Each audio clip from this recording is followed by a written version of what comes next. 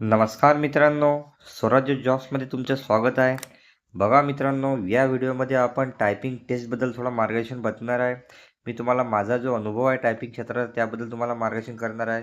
याच्यामध्ये बघणार आहे मित्रांनो, टायपिंग टेस्टमध्ये तुम्ही कशी प्रॅक्टिस करायला पाहिजे, कसा तुमचा स्पीड इम्प्रूव्ह होईल. यामध्ये सर्वप्रथम मी माझा परिचय तुम्हाला देणार आहे. नंतर अचूक किंवा वेग म्हणजे अचूकता किंवा वेग याबद्दल तुम्हाला सांगणार आहे. म्हणजे ॲक्युरेसी महत्त्वाची आहे की तुमचा वेग महत्त्वाचा आहे. ठीक आहे, तुमची बसण्याची पद्धत कशी असेल, तुमच्या हाताची स्थिती कशी असेल टायपिंग करताना याबद्दल माहिती बघणार आहे. आणि मित्रांनो, जे बॉम्बे हायकोर्ट होमची एक्झाम होणार आहे त्यामध्ये परीक्षा पद्धती पण थोडक्यात मी तुम्हाला सांगणार आहे. आणि सर्वात महत्त्वाची तुम्हाला टायपिंग सरावासाठी लिंक कुठे मिळेल त्याबद्दल संपूर्ण मार्गदर्शन या व्हिडिओमध्ये करणार आहे मित्रांनो. हा व्हिडिओ शेवटपर्यंत नक्की बघा. आवडल्यावर मित्रांनो सबस्क्राईब करा, आपल्या मित्रांना पण शेअर करा. मित्रांनो, स्वराज्य जॉब्समध्ये आपले स्वागत आहे. बघा मित्रांनो, मी माझा थोडक्यात परिचय देतो.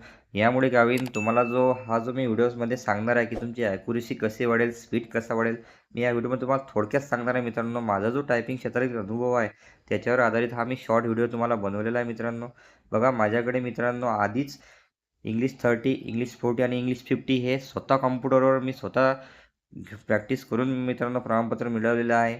आणि बघा मित्रांनो, सोबतच माझ्याकडे म्हटलं तर मराठी 30, मराठी 40 आणि हिंदी 30 आणि हिंदी 40 हे पण प्रमाणपत्र आहे. आणि सोबतच मित्रांनो, या क्षेत्रात मला 7 वर्षाचा मुलांना शिकवण्याचा अनुभव पण आहे. आणि मित्रांनो, मी स्वतः सेंट्रल गव्हर्नमेंटमध्ये नोकरीवर आहे मित्रांनो, ते पण टायपिंगच्या बेसवर. आणि बघा मित्रांनो, हा व्हिडिओ तुम्हाला बॉम्बे हायकोर्टसाठीच नव्हे तर इतर परीक्षांसाठी पण उपयुक्त ठरेल की शॉर्ट्समध्ये तुमचा स्पीड कसा वाढेल माझ्या अनुभवानुसार. आणि मी जे शिकलो तेच मी तुम्हाला सांगणार आहे शॉर्टमध्ये या व्हिडिओमध्ये. व्हिडिओ नक्की बघा मित्रांनो. बघा मित्रांनो, तुम्हाला स्क्रीनवर दिसत असेल मी काही लिहिलेलं आहे मित्रांनो. बघा, अचूकता की वेग म्हणजेच ॲक्युरेसी की स्पीड. बघा, मी यामध्ये लिहिलेलं आहे, सुरुवातीला तुमचा वेग वाढवा म्हणजे तुमचा आत्मविश्वास वाढेल. ठीक आहे, नंतर काय होईल, सततच्या प्रवासानं तुमचा जो वेग वाढेल त्यामुळे तुम्हाला अधिकचा टायमिंग मिळेल नंतर. आणि बघा मित्रांनो, एकदा स्पीड वाढला की तुम्हाला ॲक्युरेसीसाठी पुरेसा वेळ मिळेल. म्हणजे त्याचा शॉर्टमध्ये अर्थ काय होते मित्रांनो, तुम्ही सर्वात आधी काय करायचं की एक 400 वॉटचा जो पॅसेज आहे तो 400 वॉटचा पॅसेज मारायचा मित्रांनो. आणि तो पण नॉनस्टॉप मारायचा विदाऊट बॅकपेस. जे तुमची हाताची मूव्हिंग आहे ती तशीच ठेवायची मित्रांनो आणि पॅसेज मारून घ्यायचा. त्या मित्रांनो, 400पैकी 400 वर्ड चुकले तरी चालेल मित्रांनो. 8 दिवस तुम्ही अशीच प्रॅक्टिस करा. यामुळे काय होईल, तुमच्या बोटाला सातत्यता लागेल म्हणजेच तुमचा बोट बॅकपेसवर जाणार नाही.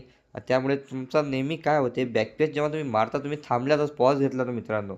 परंतु आधी मी जसे मुलांना शिकवत होतो, तुमचा आधी तुमचा स्पीड वाढवून घ्यावं. कारण की जे ॲक्युरेसी जे आहे ते मित्रांनो जास्त तुम्हाला पण माहिती आहे. ॲक्युरेसीमध्ये ईच्या जागी टी दबतो, एचच्या जागी वाय दबतो, असेच थोडेफार मिस्टेक होते मित्रांनो. आणि हे जे ॲक्युरेसी आहे तुमची मित्रांनो, ही फक्त 2 दिवसात तुम्हाला ठीक केली जाते. आधी तुमचा स्पीड वाढवून घ्यावं. ॲक्युरेसीवर नंतर शेवटच्या 2 दिवशी काम करायचं. म्हणजेच कसं होतं, 10 दिवस तुम्ही नॉनस्टॉप पॅसेज मारायचा, त्याच्यामध्ये किती पण चुका होऊ द्या. तुमचा एकदा जर स्पीड 30वरून जर 40 गेला त्यावेळेस तुम्ही मित्रांनो ॲक्युरेसीवर भर द्यावं. कारण की तुमच्याजवळ तो बफर टायमिंग असतो मित्रांनो की तुमची ॲक्युरेसी बरोबर यायसाठी. समजलं मित्रांनो? नसेल समजलं तुम्ही कमेंटमध्ये मी विचारू शकता, मी पुन्हा सांगू शकतो मित्रांनो. बघा मित्रांनो, नंतरचा मुद्दा आहे बसण्याची योग्य पद्धत आणि हातांची स्थिती. बघा, सर्वात आधी बसण्याची योग्य पद्धत. बघा मित्रांनो, मी इथे दिलेली आहे बसण्याची योग्य पद्धत. परंतु माझ्या मते मित्रांनो, तुमची बसण्याची योग्य पद्धत तुम्हाला जी कम्फर्टेबल वाटेल त्यावर तुमची बसण्याची पद्धत योग्य आहे मित्रांनो. ठीक आहे. आणि सर्वात महत्त्वाची जी हातांची स्थिती आहे याबद्दल मी बोलणार आहे. बघा, हातांची स्थिती कशी असायला हवी मित्रांनो, तुमचे कधीच हात हे टेबलावर टेकलेले असायला नव्हे. हात तुमचे जे कीबोर्ड आहे त्या कीबोर्डच्या कीवर असायला हवे आणि हवेत असायला हवे मित्रांनो. यामुळे काय होते, तुमच्या जो हाताचा जो स्पीड आहे तो वाढला जातो. तुम्ही जर टेबलावर ठेवून जर प्रॅक्टिस केली मित्रांनो तर तुमचे हात पॉज झालेले असतात. म्हणजे तुमचे बोटच मूव्हिंग करतात. परंतु टायपिंग करताना एक रूल आहे मित्रांनो की तुमचे हात पण मूव्हिंग केले पाहिजेत. म्हणजेच तुमचे हात टेबलावर टेकलेले नसेल मित्रांनो. त्यामुळे तुमचा स्पीड रोखला जातो. हे नक्की लक्षात ठेवा मित्रांनो.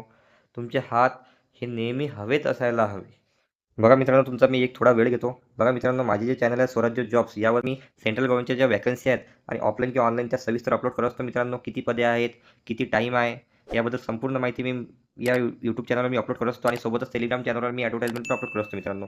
माझ्या चॅनलला नक्की फॉलो करा मित्रांनो. धन्यवाद. बघा मित्रांनो, जे आता बॉम्बे हायकोर्टची जे टायपिंग टेस्ट होणार आहे त्याबद्दल थोडी माहिती मी याच्यामध्ये सांगणार आहे. तुम्हाला माहितीच आहे मित्रांनो की बॉम्बे हायकोर्टमध्ये तुम्हाला एक पेपर देणार आहेत, म्हणजे टायपिंगसाठी जो पॅसेज जाईल त्या पेपरवर राहील आणि त्या पेपरकडे बघून तुम्हाला टायपिंग करावी लागेल मित्रांनो.